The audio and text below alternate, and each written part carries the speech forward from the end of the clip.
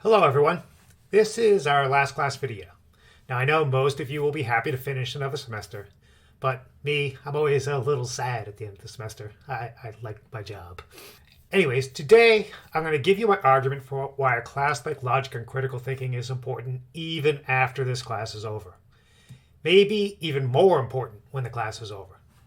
While doing this, I'll review a little bit where we have been this semester, tie it all together, and then finish with a little bit of a critical thinking pep talk, if that sounds like a thing to you. So, first I'd like you to consider a wonderful and what I find very convincing argument from the philosopher Andy Norman. He calls the idea mental immunity. The idea is that our minds are under a constant barrage of unhealthy attacks. For examples, I've picked 3 from our culture, but there are many, many more, of course. Here's one. Politicians embedded in a dysfunctional system are pushing us in 2 different ways, neither of which are healthy or good. Their messages are often mixed and coming through to us in ads, arguments, and other types of messaging. And many times in their messages, they want to pass off half-truths or embellishments as our only choices in a complicated world. Sometimes they're not even half-truths, they're just outright lying. Oddly, and out the other side of their face, they seemingly want us to feel that the problems of the world, the problems of today, are too big, too overwhelming, too difficult. It's almost as if they want us to feel helpless and alone.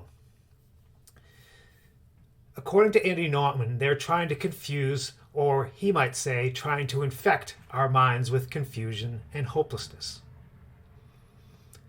Another aspect of this unhealthy barrage comes from the many businesses around us.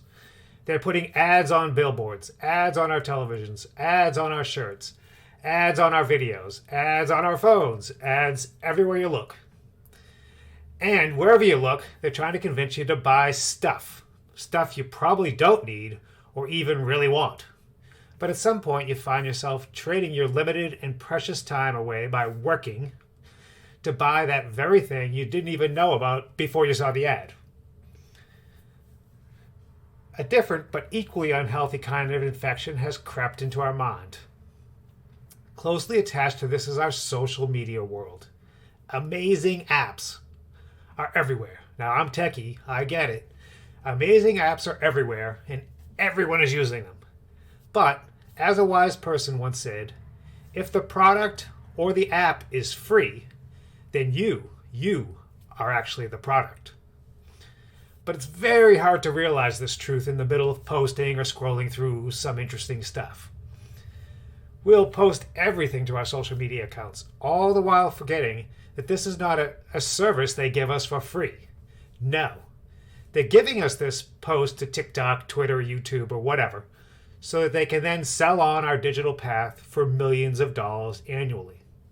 I'm really not sure why we all go for this thing that makes our minds so unhealthy while making tech companies billions of dollars, but we do. I know I do it. And the worst part of this constant barrage from politicians, corporations, tech, and other stuff is that there's actually important and useful information out there trying to get into our brains that we really need. It's sometimes even life or death information. Something about climate change or something about a healthy, balanced lifestyle. But the newest viral post from that famous person buying that shiny new thing easily drowns out that important information.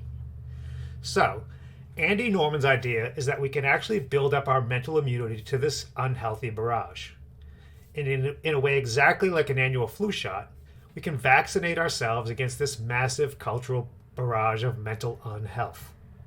Now, of course, a vaccination does not give perfect immunity, and we will need regular booster shots as new variants of misinformation, lies, social media, and unbelievable deals on Black Friday or Cyber Monday are created. But this immunity can help slow down the infection enough so that maybe some of that important information can get through. But before we can build up our mental immune systems, we have to understand our own limitations and the limitations of our minds. The best current science in neuroscience tells us that our brains evolved to make their best guess in a complicated and complex environment.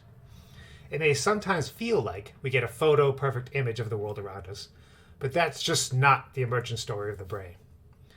There's constant assessment going on all the time behind the scenes of our consciousness. And when faced with uncertainty, there are certain well-known responses.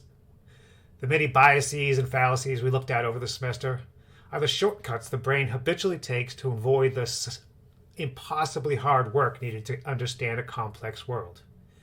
And as Catherine Schultz humorously points out in her book and TED Talk, there is a feeling associated with being wrong in our everyday lives. It feels exactly the same as being right. We're all walking around right now being wrong about something. But until we find out we're wrong, we just have no clue. It just feels normal. It feels like being right. Now, there's no blame for you or me or our brains when this happens. But what happens after you find out you're wrong about something is up to you. And as a model of what to do when you find out you're wrong, I really like the famous scientist Richard Feynman. Once we discover an error, it does not matter how much we wish it were not true. It doesn't matter if the idea was beautiful. It doesn't matter if you're a famous scientist, like he was, or the President of the United States. Wrong is simply wrong. So the first step towards mental immunity is learning that error is the price we pay for progress. If we want to grow as a person, a community, a country, or a world, we need a healthy relationship with our imperfect brains. It is not a sign of weakness to be wrong and admit you're wrong. To me, it is a sign of the highest character. So the core of mental immunity, then, is this healthy and honest relationship with mistakes and errors. During the class, we looked at various tools that can strengthen our mental immune system, much like a mental vaccine. I'll describe the two that you as a group like the most, the Scout mindset and Bayes' theorem without the math. As I've mentioned before, one of my favorite philosophers was the pragmatist John Dewey. He's most famous as a philosopher of education and democracy. And by the way, if you're interested, check out this super short, it's like 80-page book. It's one of his best. Anyways, Dewey argued that much of our personal behavior and the actions of our society could be traced back to a quest for certainty. At its core, it's pretty simple. Certainty feels good, and uncertainty does not feel good. On an individual level, most of us understand this. Uncertainty, chance, and the unknown are a bit uncomfortable, sometimes even scary. And many of us will ignore the obvious, put off the inevitable, pretend something is not happening, or even convince ourselves something is true when we know it's not. It's often easier to not know or even try to find out. Now, this is unsurprisingly even more true in a group, a family, a community, or a country. For example, in today's news, we can see how people will go to amazing lengths to deny the obvious and verifiable truths about our country's history of racism because it makes some of them uncomfortable. And at this point in the class, this really should not be too surprising. As Catherine Schultz said, most of us want to preserve this feeling of being right, even when we're not. And Dewey's so-called quest for certainty is really just a quest for the feeling of certainty. Now, Julia Gallup's wonderful Scout Mindset book and TED Talk was definitely one of the class favorites. About 60% of you picked this as your favorite. And it is the perfect tool and mental vaccine to bring to this tendency of people to avoid or ignore uncomfortable truths. The main thing to take away is that a scout is one half investigator and one half brave reporter of that investigation. You cannot follow the scout mindset without both parts. For example, a scout for a football team cannot pretend that the team they scout is bad when they're actually good. At least, if they want to keep their job. They need to be as accurate as possible. The evidence is whatever the evidence is. The same would go for the scout of an army. If they're hidden away watching the opposing force, and that force is larger, better equipped, and more motivated, they better say so when they go back to give their report. If that scout avoids looking at this or tells themselves a comfortable lie because they thought it might be uncomfortable to know the truth, it would literally be criminal. It would likely lead to many deaths. So, when you think about the scout mindset, Imagine you are the scout who goes to look at the evidence for any number of controversial issues in our lives: climate change, pandemics, economic inequality, racism, immigration, or 100 other things just like this. You need to not only be an accurate observer of these things, you also need the strength of character to speak uncomfortable truth in the face of resistance. When you come back with the uncomfortable truth, all those other people, and trust me on this, I do it as a job, would rather not know. But discovering the evidence is only a small part of being the scout. The most important duty of a scout is bringing the unvarnished truth back and sharing it, especially when it's not what people want to hear. So, building up your immunity with a scout mindset is hard. But, like anything else, it's good to start small, like in a class like this, and practice the skill to build your mental immunity. And, I don't know, maybe next year you'll be brave enough and practice enough to bring some uncomfortable truth to your family Thanksgiving celebration. I don't know if you'll be that brave, but you could try it. Half joking aside, the scout mindset needs to be practiced until the dual skills of observation and truthful reporting have become a part of your character. That is the mental vaccination.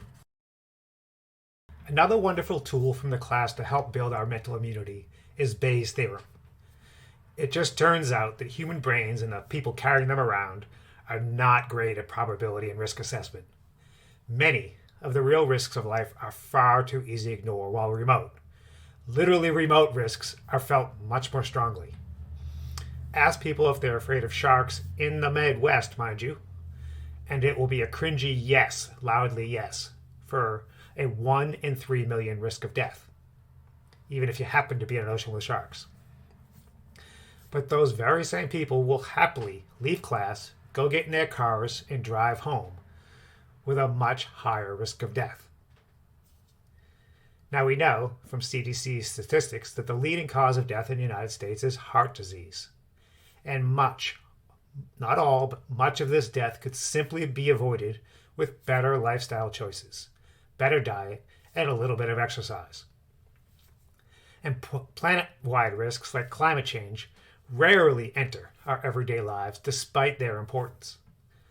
Unsurprisingly, human brains evolved to worry about things eating us, that's scary, and other short-term worries.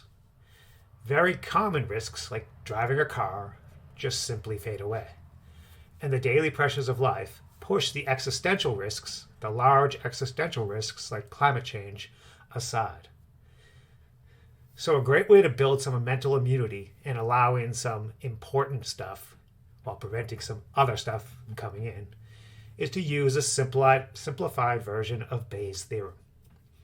It's an easy habit to get into and will literally supercharge your mental immunity. It works like this.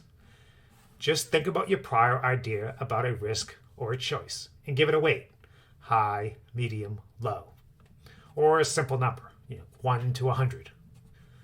Then compare it to the evidence and adjust your prior up or down if it does not closely match the evidence. For example, if you're 99% petrified of sharks and you're visiting Australia, where most shark attacks actually happen, and the odds are somewhere in the 1 in 3.5 million range that you'll be attacked, they might even be lower than that, but let's just take this conservative number, then that 99% you're walking around with can probably come down a little bit. That's a little bit high. Likewise, if you have a 3% worry, your prior is 3% about climate change because it seems so distant and vague, just go do a little research. For example, a few months ago, the conservatively minded United Nations International Panel on Climate Change, Intergovernmental Panel on Climate Change, published their current findings on climate change. For many sections of their report, like temperature change and weather effects, they gave their level of certainty as virtually certain, which is 99 to 100%, or very likely, 90 to 100%. So, if you are walking around with a 3%, a low level of worry, and you are young, you probably should bump that level of worry up and do something about it. And just like the scout mindset and many other ways of building mental immunity, there is a moral component to the use of Bayes' theorem. Because if you do not bump your number up on climate change, despite knowing how certain and how bad it will be, you're kind of digging in with the soldier mindset and digging into a position despite the evidence. In a way, you're almost lying to yourself, or at least being dangerously irresponsible. Now, with bad probabilities around sharks, it probably really just isn't going to matter. You're probably not going to get eaten by a shark. But climate change is the type of problem that we could work on. We maybe can't completely fix it, but we could severely limit its effects. And I use this example of a combination of tools, soldier mindset, and Bayes' theorem on purpose. It's a powerful mental immunization to use one of those two tools, like Bayes or scout mindset. But when you mix them together, it really does multiply their effectiveness, much like vaccines in medicine. Examples like climate change can be a bit overwhelming. And the real truth is that large-scale systemic change is needed to handle this type of a problem. But that does not mean we get a pass. In fact, it becomes even more important that we all contribute at least a little bit. Systems do not form or reform without a lot of people working together. Usually there's a tipping point around 30% of people, something like that. And this is true of many critical thinking skills and tools. So a simple way to approach mental immunity is to try to work in smaller chunks that are approachable and doable in our busy everyday lives. Don't try to fix everything today or even within a year, but rather start by working on 10% improvements. Practicing on smaller ideas and smaller problems and then scaling up your practice over time will not only make it more likely that you'll do it, it will also make the habits you build into a firm aspect of your brain and your character, and not just thinking tricks you try and toss away after class. So for each of the following stages, it's helpful to think in these 10% chunks. Begin by getting a little more comfortable with uncertainty. Now, don't go all the way up to philosophy professor level right away. Just find some small part of your life where you know there's a chance and uncertainty, and practice thinking a bit more clearly about it. Much like a sports coach or a music teacher, I'm asking you to slowly build up your abilities, lift a little more weight, or play that scale a bit more smoothly. Only here, I'm asking you to get more comfortable with the many uncertainties and social pressures around us. Think of the many examples I gave from politics, corporations, and social media. How much of this outside stuff coming in is necessary for your mental health and happiness, and how much is not? And once you've built up this understanding a little, it will be time to start building your mental immunity. Now, we focused on the scout mindset and the Bayes' theorem here, but there are hundreds of ways to build your mental immunity. Anything from meditation, yoga, and fitness to high-level study of philosophy. The tool you choose is really much less important than the goal, slowly and steadily increasing your mental immunity. But remember that you'll need to constantly update both your practice and the tools you use. The mental noise around us is getting more difficult to separate the useful from useless. I know, I've been practicing versions of this for close to 30 years, and I still occasionally buy stupid things I don't need or get caught in a doom scroll on Twitter. Our human limitations never really go fully away. The immunity we'll build up over time is never 100% effective. But 70 or 80% is still way better than 0%. And so finally, let me push you to do some real good out in the world. I know these days it sounds corny or even a bit silly in our complicated and selfish world, but you really can change the world for the better. And there's a powerful, almost magical concept called geometric growth. It works like this. If I can convince you that there is just a bit of worth to these tools, and you share it with a friend or a partner, the two of you there, it starts to grow outward. Now, if they and you share it with a couple more people, and those people share it outwards, it starts to form a geometric progression. Many large-scale issues seem impossible to impact until enough people have crossed over into action. So if you can spread out better thinking and mental immunity to a small circle of people, and they share it on to another small circle of people, it will grow and we can literally change the world. In fact, that's how the world always changes. Now, keep that in mind, and I really do mean it. We could change the world if we just changed how we thought about things. Now, class is over, but I'm happy to stay in contact with you afterwards to chat about philosophy, reading suggestions, or even share happy stuff on social media. No crap, please. But remember, mental immunity can change your life and the world.